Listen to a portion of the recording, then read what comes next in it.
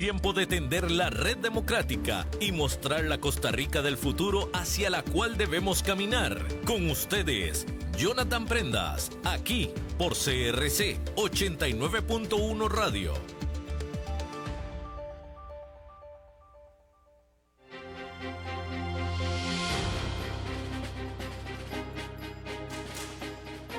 Saludos y muy buenos días, mis buenos amigos, familia de Red Democrática a lo largo y ancho de Costa Rica que nos sigue por la 89.1 FM y también a la familia que nos escucha por plataformas digitales dentro y fuera de nuestro país en @CRC 89.1 Radio, @Jonathan Prendas, @Red Democrática en las diferentes plataformas Facebook, X y por supuesto también en TikTok para que nos puedan seguir y amplificar así los conocimientos que nuestro selecto grupo de staff invitados siempre a el programa nos pueden dar en función de los temas que consideramos son importantes de evaluar, de comprender, de aprender, para así tomar las mejores decisiones que siempre nos harán así posible generar la mejor versión de la Costa Rica en la cual vivimos y por supuesto así heredarle a nuestros hijos y nuestros nietos el mejor país en el cual ellos puedan vivir. No hay que ser egoístas, estamos en un buen país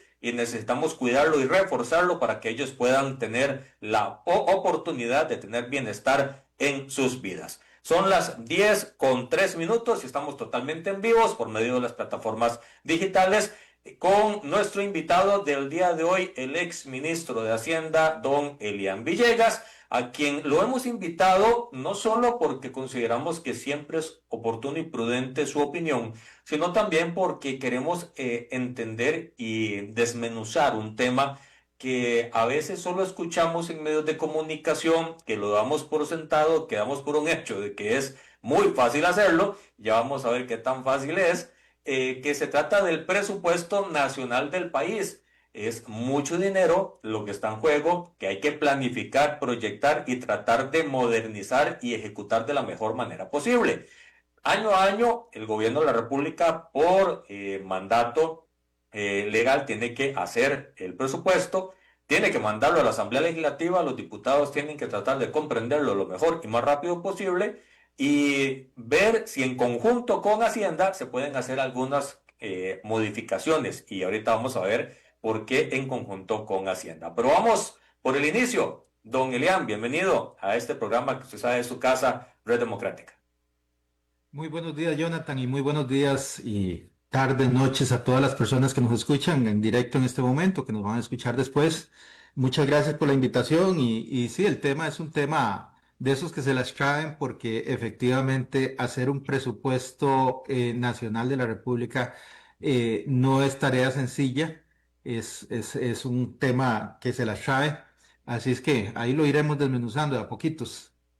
Así es, don Elian, y hagamos el paralelismo con el presupuesto de la casa. Si es difícil hacer un presupuesto en el hogar, tratando de satisfacer lo que quieren los hijos, lo que quiere la pareja, lo que quiere, lo que se le quiere ayudar también a algunos que otros familiares, anhelos y proyectos que se puedan tener al mismo tiempo que se atienden las necesidades básicas en función también no solo de lo que uno planea, sino de los aumentos o descensos en los costos de estos bienes y servicios. Si es difícil ahí, pues más difícil es en un país. Sí, imaginémonos nada más que para efectos del país, el proceso del presupuesto se lleva alrededor de 10 meses. La gente solo conoce o conoce en su mayoría es el momento donde el presupuesto llega a la Asamblea Legislativa, las discusiones que se dan ahí y que luego sale aprobado. Pero hay todo un mecanismo anterior donde hay una discusión enorme sobre el tema presupuestario a nivel de Poder Ejecutivo y del Poder Ejecutivo con los otros poderes de la República, por ejemplo, con la misma Asamblea Legislativa, nada más que la Asamblea Legislativa llega a discutir el tema al Ministerio de Hacienda, no como grupo de diputados que aprueban, sino como una administración que toma una parte de ese presupuesto y entonces necesita que se le incorpore ese monto, el monto que justamente requiere, y esa es una discusión que se da entre el Ministerio de Hacienda y la Asamblea Legislativa, normalmente con los miembros del directorio. y que es una discusión muy distinta a la discusión política que viene después, ¿verdad? Son dos temas diametralmente diferentes y eso es lo que hace el tema, pues, la verdad, interesante. Don Ilian, ¿de cuánto presupuesto nacional estamos hablando en este momento de la actualidad y cómo lo podríamos ejemplificar en algo tangible que los amigos que nos escuchan puedan dimensionar el número que usted va a decir? En este momento el presupuesto está en 12.4 billones de colones. Para ponerlo de una forma, digamos, más simple, podríamos decir que es el equivalente a más o menos, a ver, son como el presupuesto para construir el hospital de Cartago, que es tan famoso, ¿verdad? Que anda en 200.000 millones, 250.000 millones.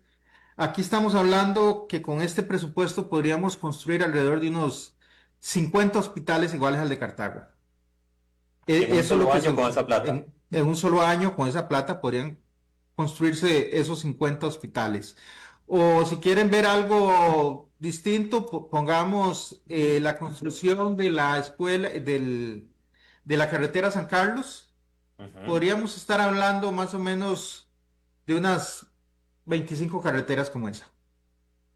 Ok. Entonces, ese es el monto más o menos de lo que estamos hablando. Cuando nosotros hablamos de este presupuesto, veamos que en el caso de Ministerio, por ejemplo, de Seguridad, es un presupuesto que debe andar entre 250.000 millones. Entonces, estamos hablando como de que el presupuesto total es 50 veces, alrededor de 50 veces el presupuesto del Ministerio de Seguridad.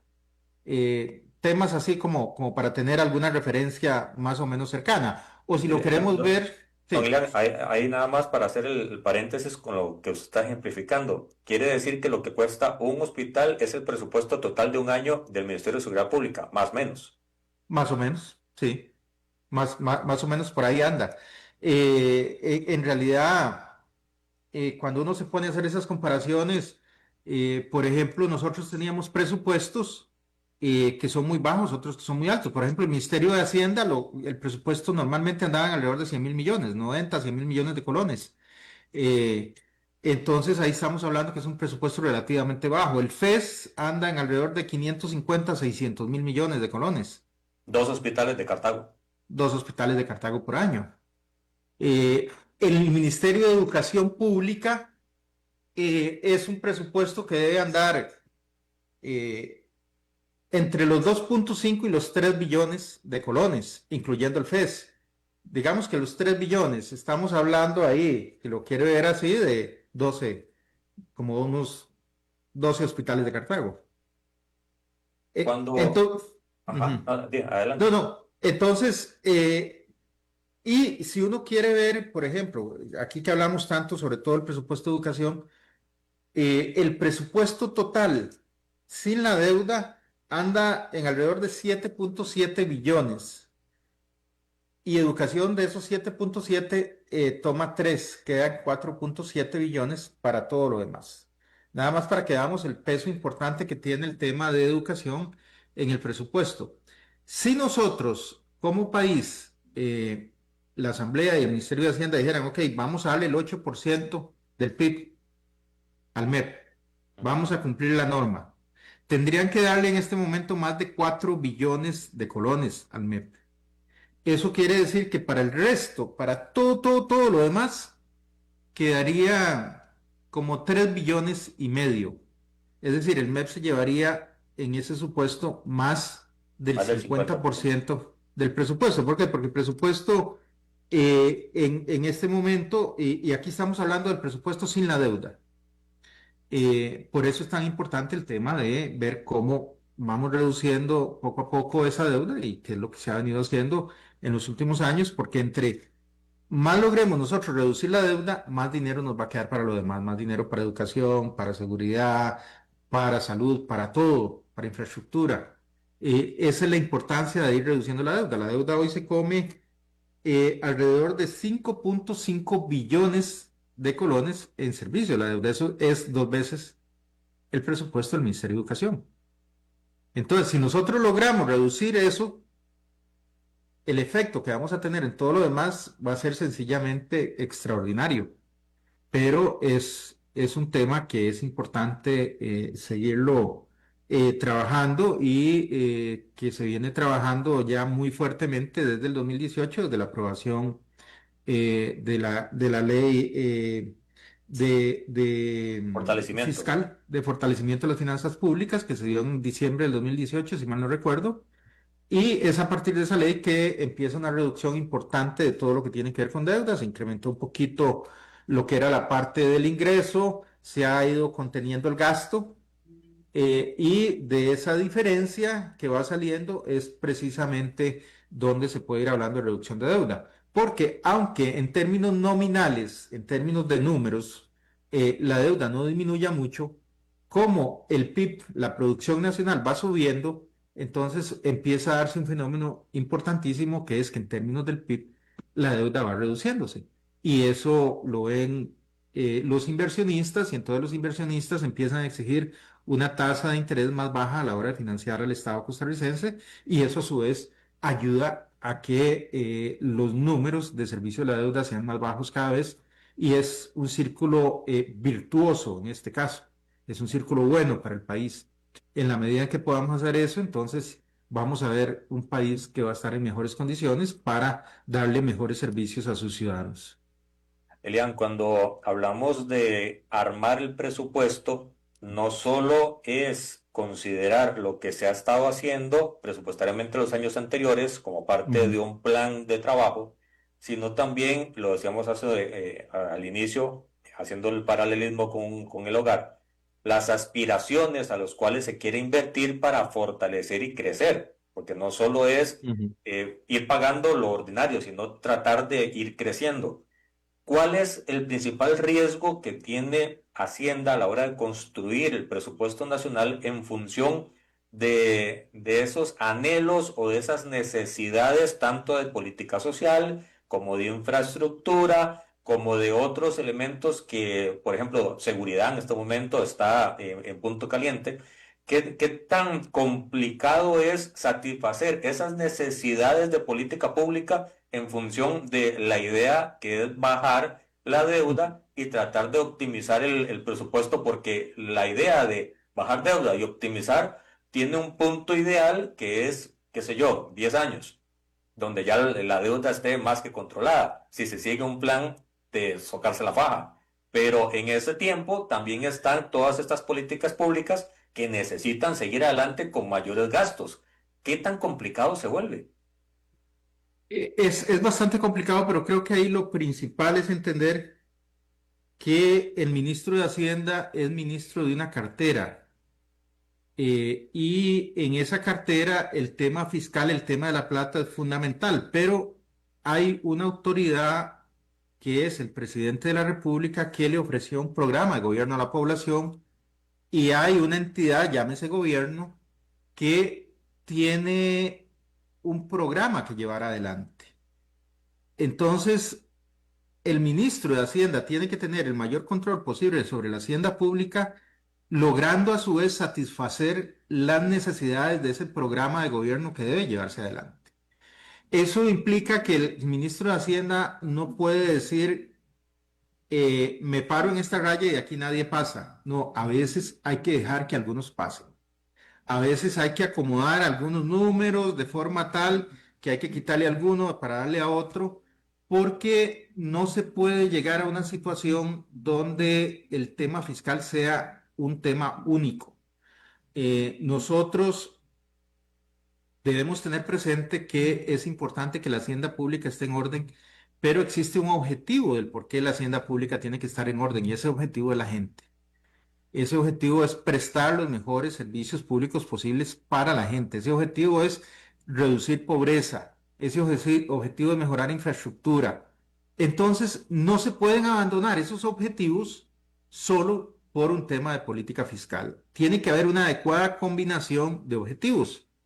Si tuviéramos un tema donde la deuda fuera lo más baja posible, digamos deuda cero, podríamos utilizar en este caso 5.5 billones para otras cosas. pero a ese objetivo no podemos llegar de la noche a la mañana, porque eso implicaría que tendríamos que quitar temas de inversión de capital, temas de inversión social, temas de educación, etcétera. Y son cosas que no se pueden hacer porque ahí ocasionaríamos mucho daño en el tejido social. Entonces, hay que tener ese cuidado, hay que tener balance. A veces incluso hay que tener balance con ciertas cosas de orden político. ¿Por qué? Porque a veces generar un montón de ruido sobre ciertos temas que tal vez no son relevantes desde el punto de vista económico, terminan perjudicando más que beneficiando.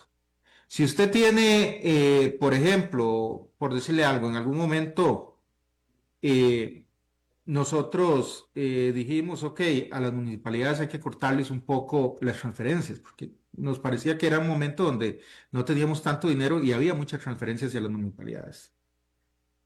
Pero eso implica un pleito con alrededor de 50 diputados de la Asamblea Legislativa. Entonces, ahí está un momento donde uno puede comerse el pleito, pero hay un momento donde uno tiene que decir, ok, está bien, vamos. Cuando usted dice vamos a las municipalidades, como ministro de Hacienda tiene que tener un plan B, porque está bien, yo le transfiero a las municipalidades, pero hay algún lado de donde hay que sacrificar y hay que recoger esa plata. Pero hay que entender que si como Ministerio de Hacienda usted sigue estrangulando el acceso a ese dinero en ese momento, digamos, en este ejemplo que estoy poniendo, a las municipalidades, entonces muchos otros compañeros de gabinete y el mismo presidente que están impulsando proyectos en la Asamblea van a encontrar un ambiente que no es el propicio para que esos proyectos avancen. Y son proyectos que también se ocupan. Entonces, ese balance es importante, ese balance de alguna forma es lo que tiene que estar hablando constantemente el ministro de Hacienda con el presidente de la República, con el ministro o la ministra de la Presidencia, cuando hay. Pero Valga el comercial. valga el comercial, sí, la importancia de ese ministro o ministra de la Presidencia. Pero es una conversación, es una conversación sin imposiciones de ningún lado, es una conversación donde hay que buscar el balance, porque puede ser que alguien diga, bueno, es que, mira, es fulano de tal, está el diputado, el que está con un tema de una municipalidad aquí y allá, pero resulta que para el ministro de Deporte es fundamental contar con el apoyo de ese diputado para un proyecto que viene empujando, que es el centro de lo que está haciendo en su cartera. Entonces, son cosas que hay que valorar. Es decir, usted no puede dejar sueltas todas las piezas. Y ahí sí hay que decirle a los que saben y a los que no saben también que el ministro o ministra de la presidencia es normalmente el encargado de hacer los amarres de todas esas distintas piezas, porque es el que tiene el conocimiento de lo que está pasando a todo lo largo y ancho del gobierno. Entonces, por eso es como que usted pretenda jugar al fútbol sin un 10. Es decir, usted, ok, el portero saca y tira la bola ya que Waston llegue de cabeza. Y si Waston lo tienen marcado o no puede llegar, entonces no puede pivotear o no puede rematar y la defensa le saca la bola con mucha facilidad. Si usted tiene un buen 10, usted tiene ahí un jugador que sabe pasarla, que sabe distribuirla, eso es totalmente distinto. Un buen ministro de la presidencia es el 10 del equipo, es el que pasa la bola para todos los lados, es el que sabe que el defensa derecho está muy recargado y que en ese momento mejor la cruza por la izquierda para que el derecho no se le canse más y empieza a jugar con esa inteligencia. Así es que el día de hoy, estamos jugando al fútbol sin el 10. Don Ilián, después de esa muy buena analogía, cuando explicas cómo es que se hace el entramado del presupuesto 10 meses antes, el ministro de Hacienda es como el malo de la película, es el que tiene que decirle a todo el mundo, me gustaría, pero no. ¿Cómo hacer ese trabajo hormiga en función de esa combinación de bolas en el aire que estabas explicando, que los proyectos de un ministerio, que las promesas del propio presidente y más lo que dice en tiempo real el presidente de ahora quiero ir por aquí y usted, ¿cómo? ¿De dónde? Ujú. el ministro de Hacienda es el malo de la película en función de decir no, o es un trabajo en equipo, o todos entienden, intentan sacar hasta donde pueden, o empiezan a ver cómo maximizar la plata, porque siempre ha estado el tema de si se está ejecutando bien lo que se les dio el año pasado. ¿Cómo es el trabajo en tiempo real en el sitio? En tiempo real, yo creo que el trabajo del malo le toca al ministro de Hacienda, pero creo que, y por lo menos a mí me quedó ese sentir, los 2 años que yo estuve, los compañeros y las compañeras que estuvieron conmigo, realmente desde ese punto de vista se portaron muy bien, por lo menos no me hacían sentir ver como el malo de la película, ellos sabían que era un trabajo duro, pero alguien tenía que hacerlo, ¿verdad? Entonces... eh, sí tratamos de ser lo más explicativos posibles, de ser lo más abiertos posibles, de buscar soluciones, pero definitivamente no a todos se le puede decir que sí. Vea, y el proceso inicia, para que nos vayamos hasta atrás, inicia con una nota que envía el Ministerio de Hacienda. Hay un cálculo que se hace, si mal no recuerdo, la autoridad presupuestaria y la Dirección General de Presupuesto desde más o menos finales de febrero. Y tener presente que para efectos del presupuesto existe una Dirección General de Presupuesto en el Ministerio de Hacienda, es decir, es un tema gordo para el Ministerio de Hacienda y por eso se tiene mucho control en este tema. Eh, entonces, en marzo, empezando marzo, se le envía una nota a todos los ministros y a los miembros de los supremos poderes y se les dice, prepare el presupuesto, el monto máximo de su presupuesto para este año es de tanto. A veces hay un leve aumento respecto al año anterior, a veces no, a veces hay que revisar porque el año anterior puede ser que haya tenido una partida especial por alguna razón particular y este año esa partida no hay que tomarla en consideración. Entonces se le dice su tope de presupuesto es de tanto. Entonces, a partir de ahí, los ministerios que ya venían trabajando en su presupuesto, porque mucho hay cierto automatismo en el gasto, ¿verdad? Toda la parte de remuneraciones y proyectos que se vienen caminando. Entonces ya saben con lo que cuentan, empiezan a preparar su presupuesto y ya lo envían directamente al Ministerio de Hacienda. Se les da una fecha de que normalmente va a estar como mayo, por ahí como para que vayan enviando una primera aproximación de ese presupuesto. Lo usual es que lleguen y digan, vea, mi presupuesto que usted me dijo era de 100, pero yo traigo un gasto extra presupuestario de 15. ¿Por qué? Porque necesito hacer A, B y C. Y eso ya no lo puedo meter dentro del presupuesto. O dentro del presupuesto me cabe tanto, pero no me cabe tanto. O el Poder Judicial, por ejemplo, que llega y te dice, ok, vea, mi presupuesto, que es un presupuesto que anda ahí como el del FES, debe andar en 550, 600 mil millones. Este es mi presupuesto, pero la Asamblea Legislativa metió esta ley y esta ley.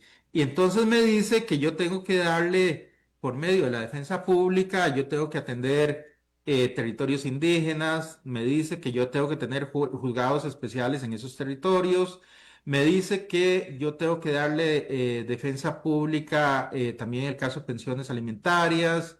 Me agregó esto. Eso me cuesta tanto. Entonces, de ahí, eso no está en mi presupuesto. Usted no puede decirme que mi presupuesto es igual a lo que era, más un 2% porque resulta que a mí me están agregando aquí cosas que me cuestan un 8% adicional. Entonces, ese tipo de cosas hay que empezar a verlas. El problema es que cuando usted le sube al Poder Judicial, aquí se lo digo a modo de ejemplo, tiene que buscar dónde recorta, Sí. porque su presupuesto sí tiene límites, es decir, el presupuesto total usted no lo puede pasar de cierto tope, sobre todo con el tema de la regla fiscal y sobre todo porque si usted lo pasa de cierto tope, se le aumentan las necesidades de financiamiento, eso quiere decir que está aumentando deuda, y si está aumentando deuda, entonces usted va a empezar a necesitar dedicar más recursos a pagar intereses y cada vez le va a quedar menos para hacer las pocas cositas que podía hacer antes. Entonces, esa es como esa primera etapa del presupuesto, donde hay que sentarse. Normalmente ya han pasado las reuniones entre los técnicos, donde un poquito de eso quedó por ahí por debajo, y vienen las reuniones donde vienen los ministros y ministras a sentarse ya directamente con el ministro de Hacienda, el viceministro de Hacienda, a conversar. Normalmente se llega a algún acuerdo. Puede ser que haya uno o dos con los que no se llegue a un acuerdo del todo. Esos a veces se habla con la persona que está en presidencia. Y cuando tampoco ahí se llega a ningún acuerdo, se sube ya a reuniones directamente con el presidente de la República. En este caso, para mí fue normal las reuniones con el presidente en el caso del Ministerio de Educación, porque el Ministerio de Educación de ahí, definitivamente es demasiado grande. Acomodar el ministerio era muy, muy difícil. Entonces, normalmente teníamos incluso una o dos reuniones con el presidente de la República y la ministra o el ministro de Educación para poder acomodar los números, para ver exactamente la diferencia de dónde estaba y si se podía hacer algo, si podíamos llevar recursos de algún lado o si por el contrario el Ministerio de Educación dejaba recursos, dejaba algún programa, decía lo voy a sujetar a alguna cosa futura. Eso era absolutamente normal. En el caso del Ministerio de Educación, recuerdo que con el caso también de don Michael Soto, en alguna oportunidad tuvimos que subir ante el presidente de la República y ahí decidimos temas del presupuesto de Ministerio de Seguridad. De vez en cuando el presidente de la República también llamaba y decía, mira, hay un programa de tal tipo que está impulsándose en tal ministerio, es importante eso, ok, está bien, ahí lo vemos. O a veces se le decía, no, presidente, es que ya ahí no se puede, ya ahí no podemos meter más plata, por haber razón. Entonces, es parte de la conversación natural que hay alrededor del presupuesto y eso es algo que lleva como hasta el 31 de julio, más o menos, que es cuando ya uno en el Ministerio de Hacienda dice, ok, ya tenemos un presupuesto más o menos cuadrado, todavía se lleva una o dos semanas más terminando de acomodar los números.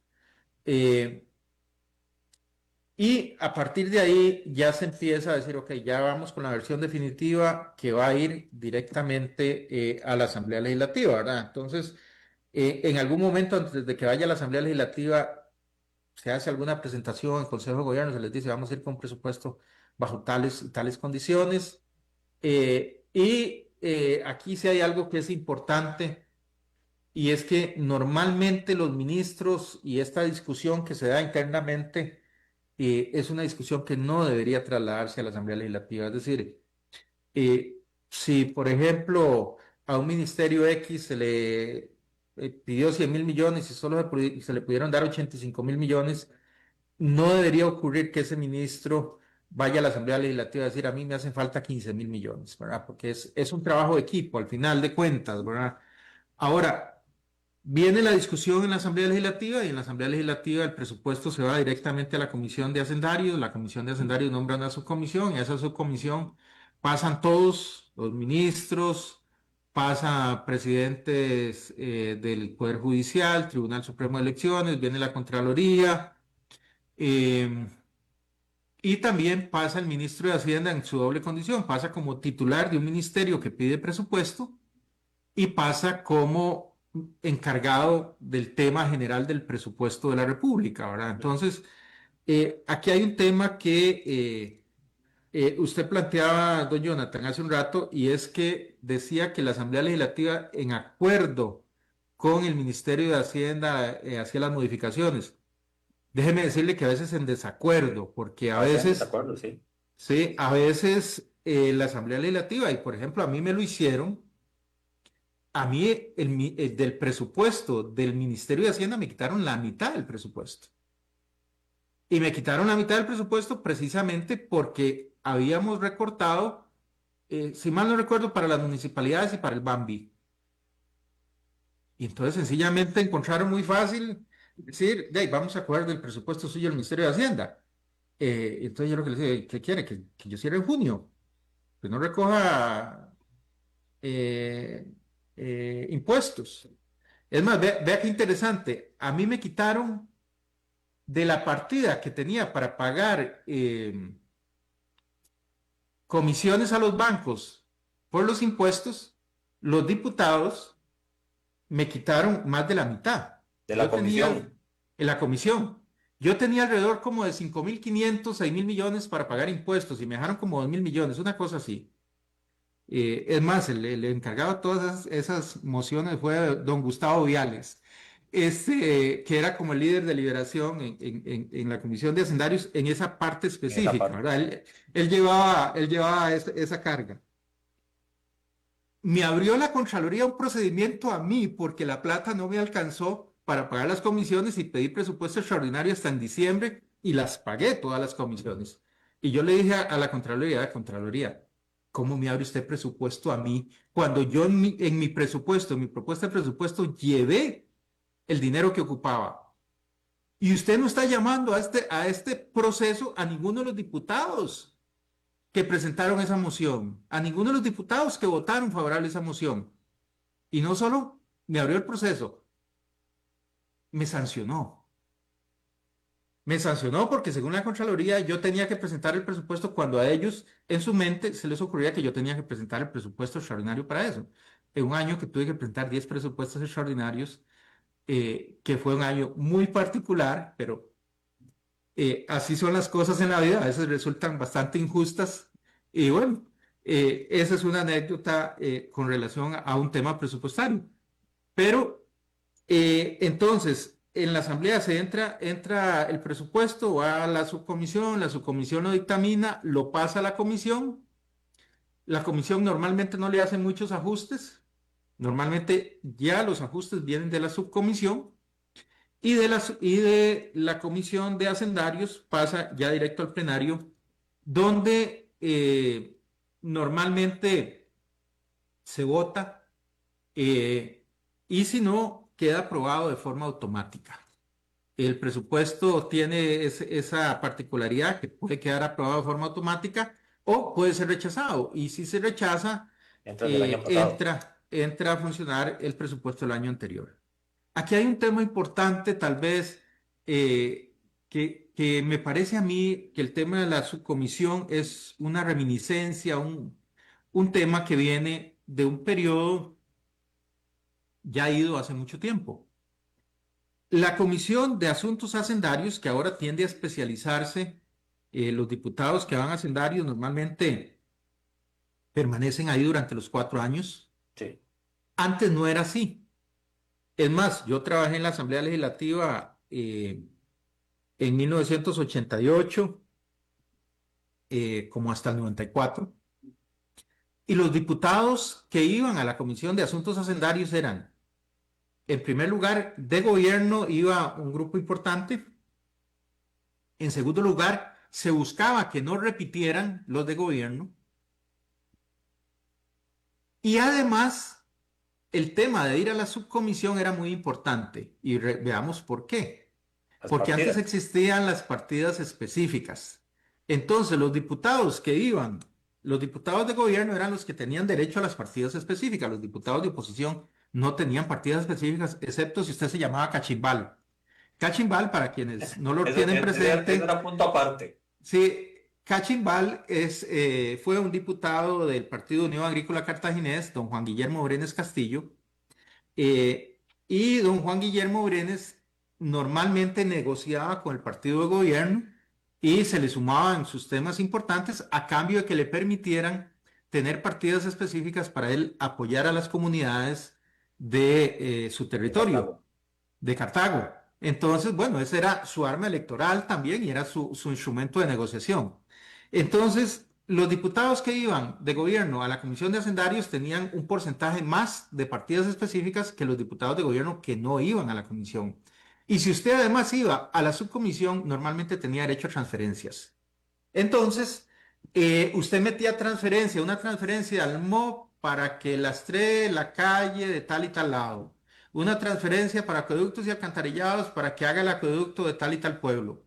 Y entonces empezaban a generar un presupuesto que tenía también ese segmento, digámosle así, electoral, popular, un poco Opaco, salido, opaco. sí, eh, no era tan opaco, porque sí era absolutamente transparente todo lo que estaban haciendo, pero era carente de todo rigor técnico, porque al final era el tema que el que tiene más galillo traga más pinolillo, ¿verdad? Era muy sencillo, ¿verdad? Y eso ocurría con el presupuesto general de la República, y estamos hablando de no hace muchos años, ¿verdad? Eso fue hace relativamente poco. Entonces, ahora que ya no hay partidas específicas, porque por lo menos aunque todavía existe la partida presupuestaria de partidas específicas, al menos en los momentos en que yo estuve como ministro de Hacienda, ahí lo que poníamos era un cero, porque Lo que corresponde. definitivamente es lo que corresponde, ¿verdad? Eh, entonces, los diputados tienden a especializarse un poquito más porque ya no se ve solo presupuesto, sino que se ven leyes que tienen incidencia sobre presupuestos, se ven leyes tributarias, se van a ver acá, y todos los temas que son de interés fiscal y de la hacienda pública en general van a llegar a asuntos hacendarios. Entonces termina siendo una comisión especializada, aunque tienen prioridad los temas de presupuesto, siempre desplazan a los demás Así es. proyectos en esa comisión. Y ahí, ahora que les estaba recordando el tema del 2021, en el 2021 tuvimos que pasar por ahí 10 presupuestos extraordinarios. Y recuerdo que incluso teníamos un presupuesto extraordinario presentado y en eso se vino el escándalo de Cochinilla y iba una plata ahí para el MOB y entonces tuvimos que sacar el presupuesto, meter Ujú. solo lo que era para el MOB para que los diputados lo pudieran analizar y se pudiera dar cuenta de eso de forma específica. Y eso nos hizo perder también como 2, 3 meses, ¿verdad? De tiempo. Sí. Entonces, son cosas que pasan precisamente porque son elementos políticos que no pueden obviarse cuando se está en un entorno tan político como lo es el entorno del presupuesto general de la República. Elian, Y dos sí, puntos que me parece importante la explicación que acabas de dar y para enrumarnos por ahí, me parece. Uno es cómo funciona el tema de los presupuestos extraordinarios si están presupuestados previo a la aprobación de un presupuesto nacional, porque ya se sabe que en diferentes elementos o diferentes partidas no va a alcanzar y hay que resolver durante el camino cómo es que funciona el presupuesto extraordinario. Y dos, el concepto de, me parece que fue un proyecto de la Contraloría, Caja Única del Estado, creo que era el concepto de tratar de meter todo en una sola bolsa y a partir de ahí empezar a sacar en función de las necesidades distinto, era la propuesta del proyecto a cómo se trabaja actualmente, la lógica del presupuesto nacional. De esos dos temas sí me gustaría que abordaras para poder darle mayor claridad en función a cómo se termina de complementar el presupuesto nacional aprobado con los extraordinarios ya durante el año de ejecución y dos, este otro tema del proyecto, pero en función de que siempre se ha buscado ver cómo se le da eficiencia al presupuesto y cómo se evita lo que estabas diciendo de que hasta cierto punto los presupuestos son copy-paste del año pasado más mejoras que se le hagan en el camino para ujú. tratar de optimizarlo. Sí, a ver, los extraordinarios, ¿cómo funcionan? Normalmente no se puede hacer una partida que no tenga que no tenga la contrapartida. Usted no puede decir, yo voy a gastar 40.000 millones en compra de terrenos para una carretera si no tiene la contrapartida de los 40.000 millones. Lo que pasa es que hay algunas metas que sí se pueden trabajar un poco distinto. Por ejemplo, recuerdo que nosotros teníamos una meta que era incrementar cada año en 5.000 personas lo que era el régimen de pensiones no contributivas. Entonces, esa era la meta. Se iba trabajando conforme iban llegando recursos, sobre todo conforme aquí hay que reconocerle a don Juan Luis Bermúdez, que Juan Luis iba y buscaba a ver a quién se le estaba quedando un poquito de plata por ahí y esa plata empezaba a sumarla. Y entonces iba generando la transferencia para hacerle a la caja para que la caja pudiera pagar y pudiera irse incrementando y generando la meta que ya se tenía. Pero los presupuestos extraordinarios normalmente van naciendo por necesidades que se van presentando durante la marcha. Hay que entender que así como en un negocio normalmente hay cosas que cambian, en un negocio normalmente hay que abrir una ventana por un lado, de pronto hay que meter una línea nueva de distribución, hay que comprar algún vehículo que no se tenía presupuestado, cosas por el estilo. Imagínense en un presupuesto de casi 13 billones de colones, donde se tiene un montón de gente que está trabajando, todo el sector público, donde hay necesidades que desaparecen y hay otras que aparecen, cosas de ese tipo. Entonces, eso implica que hay que estar generando distintas propuestas para cubrir esas nuevas necesidades. Entonces, de ahí vienen temas como los presupuestos extraordinarios, donde usted tiene plata tal vez en un programa que ya vio que no lo va a poder ejecutar, pero que más bien se le aceleró la ejecución de otro. Entonces usted traslada el dinero de este programa para el que está acelerado, para que se pueda seguir funcionando de la forma que lo viene haciendo. Entonces, Son esas ajustes de cosas. muñeco mayor. Exactamente. Normalmente se trabaja dentro de lo que es, dentro de lo que ya se tiene, normalmente no se incrementan gastos, aunque si hay espacio presupuestario es algo que se puede hacer y que a veces es necesario hacerlo porque surgen cosas nuevas, ¿verdad? Por ejemplo, temas como la pandemia nos obligó a incluir un montón de gasto nuevo que no se tenía presupuestado. Algunos se pudo extraer de recortes que se hicieron, otros no se pudo extraer de ahí. Hubo que generar gasto nuevo, a veces hubo que ponerlo con deuda, no quedaba de otra. Entonces, son situaciones que se van generando a lo largo del año y entonces ahí se van planteando el tema de los presupuestos extraordinarios. Es interesante porque uno decía, ok, voy a tener que abrir este presupuesto extraordinario porque tengo una necesidad del Ministerio de Seguridad Pública. Pero cuando usted dice, voy a abrir un presupuesto extraordinario, usted tiene que informarle al resto del gabinete que se va a abrir un presupuesto extraordinario. Y todo el mundo levanta la mano. Todo el mundo levanta la mano y todo el mundo te llega con cosas, ¿verdad? Te llega a pedir que le transfieras una plata de un lado al otro, que si tenés plata, que ocupan que le metan más. Eh, Normalmente eso ocurre, ¿verdad? Entonces, los presupuestos extraordinarios es lo usual que lleguen con cosas de distintos ministerios. A veces uno tiene que decir, no, aquí va nada más este y este punto. Se acaba porque ocupo sacar este rápido, vamos a darle pelota a ustedes, pero vamos a hacerlo en otro presupuesto extraordinario que va a haber después. ¿Por qué? Porque esto que estoy diciendo para este ministerio es muy, muy urgente y ocupo sacarlo rápido.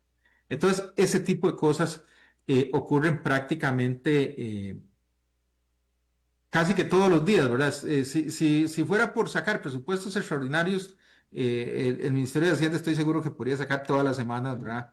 Además de que hay ciertas partidas que se pueden mover internamente Sí. por una figura que es un presupuesto extraordinario que se aprueba administrativamente. Es decir, ese lo aprueba el ministro de Hacienda y el presidente de la República. En ese no es necesario ir a la Asamblea Legislativa porque no hay movimientos fuera de las partidas, sino que son movimientos entre partidas. Entonces, eso sí se puede hacer directamente de forma administrativa.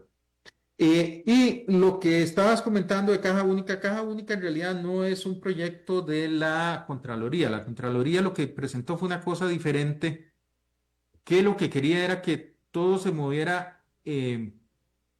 como en una cuenta corriente única en el Banco Central, una cosa así por el estilo. Creo que eso ya fue aprobado. La verdad es que no le di mucho seguimiento al tema, pero creo que eso sí fue aprobado. Pero Caja Única en realidad lo que buscaba y creo que por el desorden de algunas entidades que no se quisieron meter en Caja Única, terminaron con este proyecto del Ministerio de Hacienda, de la Contraloría General de la República en peor condición, porque Caja Única era manejar la liquidez en cuentas separadas dentro de la Tesorería de la República, dentro del Ministerio de Hacienda. Entonces, eso de alguna forma permitía que el Ministerio de Hacienda no tuviera que estar sacando toda la plata, sino que ahí tenía la plata neutralizada era una plata que tampoco le estaba generando cobro de intereses ni nada por el estilo. Pero el presupuesto de la Contraloría era un presupuesto distinto, no era manejarlo en el Ministerio de Hacienda, sino manejarlo en cuentas en Banco Central. Eh, ¿Cómo no, lograr, Elian? Y sí. la otra, era la otra parte de esa parte de esa pregunta, y el cómo lograr eficiencia institucional en un proceso diario que todo es tan caliente y que siempre vienen necesidades y siempre vienen proyectos y siempre viene modernización y N cantidad de elementos. ¿Cómo lograr esa eficiencia para asegurarnos de que la plata no solo se gaste toda como tiene que ser, sino que se gaste a tiempo? Y es porque siempre se han dado casos y se han comentado casos públicamente de entidades que al final del año están viendo a ver en qué gastan, porque si no, al año siguiente les recortan porque no gastaron. Ujú. Sí, sí, sí. Eh, yo creo que aquí tiene que haber un criterio un poquito distinto y es que el proceso presupuestario castiga la austeridad, que es exactamente lo que estás mencionando. El proceso presupuestario, cuando usted como ministro logra que su ministerio gaste un 20% menos, a usted lo castigan, a usted le reducen el presupuesto. Y puede ser que ese año usted podía darse el lujo de gastar un 20% menos, pero el año siguiente usted tiene proyectos en que necesita avanzar y gastar más. Entonces, creo que ahí hay que partir es de una conversación muy amplia con ministro de Hacienda, con presidente de la República, para explicarle de una forma amplia a cada ministerio qué es lo que quiere hacer y cómo lo quiere llevar a cabo y cuál va a ser su gestión presupuestaria, que no es una gestión presupuestaria en automático. Por ejemplo, por ponerle un caso, la Asamblea Legislativa. La Asamblea Legislativa quería construir un edificio bajo un esquema de fideicomiso. Eso implicaba costos adicionales que no tenía antes, eh, pero al final de cuentas implica una mejora en el servicio que le da tanto al público como el servicio interno a sus propios diputados y a su propio personal. ¿Es eso bueno para el Estado, sí o no? Creo que en general es bastante bueno. Eh, entonces, es someter una decisión de esas al Poder Ejecutivo, decirle, ok, queremos ir por esta vía, eso va a implicar un costo de tanto más. Está en disposición el Poder Ejecutivo de pagar eso que llega a implicar tanto del PIB. Y entonces es ponerse de acuerdo. Y si todos estamos de acuerdo, ok, vamos hacia adelante, avanzamos. Eso es algo positivo para el país. Que la Asamblea Legislativa esté en mejores condiciones es positivo para el país. Tribunal Supremo de Elecciones, eh, que en algún momento yo le comentaba a los magistrados del Tribunal Supremo de Elecciones que en términos económicos para el país, ellos son un activo valioso. ¿Por qué? Porque ellos garantizan la pureza de los procesos Gracias. electorales. Y eso tiene un efecto positivo en los mercados financieros internacionales. Entonces, pensar en que usted como Ministerio de Hacienda, además, para un poder que gasta tan poco, usted le va a decir, ok, yo le voy a quitar un 25%.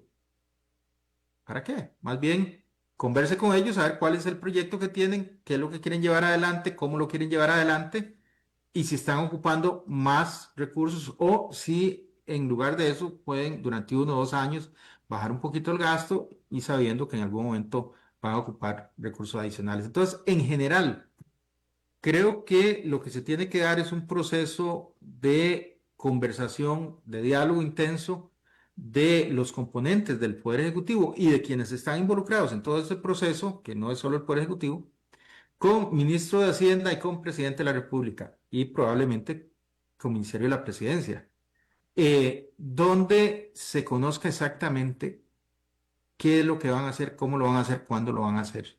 Y a partir de ahí puedan contar con el apoyo que requieren en la parte de lo que son recursos públicos propiamente dichos para que sean gastados con eficiencia y de la mejor forma posible.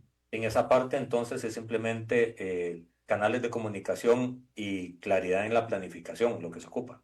Exactamente, exactamente. En la medida en que se converse, y se tenga todo bien desarrollado, se puede llevar adelante.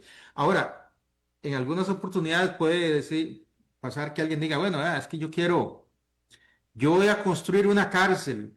Así, ok, y tiene los planos, no, pero me lo van a regalar. Ah, qué bueno, ¿y cuánto ocupa para la cárcel? De ahí, todavía no sé. Ah, ok, ¿y cuándo la va a construir? Ah, ya empiezo ahorita, en unos meses. No, digamos, es decir, eso es una payasada, eso no es un acto de presupuestación. Aprovecho el ejemplo para para preguntarte, las, el presidente sí gira esas directrices para priorizar unas cosas y otras no, y te lo pregunto porque se dice que son 35 millones de dólares para esa cárcel que se quiere hacer, y para eso sí hay, pero para gasto social o para educación o para infraestructura o para policía o para otras cosas, te dicen no hay. Sí, el presidente, evidentemente, el presidente preside. Y eso quiere decir que en un momento determinado dice, bueno, es que yo tengo un compromiso con el país de impulsar la inversión social, por ejemplo. No me pueden recortar la inversión social tanto, o no la pueden recortar en ningún monto, más bien hay que meterle plata, por decir algo. Ujú. Eh, Ante eso, el ministro de Hacienda es un Ajusta. funcionario que puede hacer el ajuste y si no está de acuerdo, puede hacer otra cosa, puede irse para la casa. Es Ujú. decir, hay un principio fundamental en en los funcionarios públicos, sobre todo cuando usted está a nivel de ministerio. Cuando usted es ministro, usted tiene un principio fundamental que es el de independencia. Eso quiere decir que usted trabaja con un presidente de la República con el que se siente a ¿Cómo? gusto, cómodo. Si usted no se siente cómodo con que le digan algo, con que le pidan algo, entonces la puerta es ancha y está abierta y se puede ir. Si usted se queda incómodo, entonces usted no sirve para ministro. Es decir, veámoslo así de sencillo. Elian, Sí, perdona que te interrumpa. Tenemos 45 segundos de programa. En don Eduardo que nos asista ahí con unos 15 más para hacerte una pregunta y ya para terminar. El- es muy complejo comparar periodos hacendarios de un ministro a otro, de un gobierno a otro.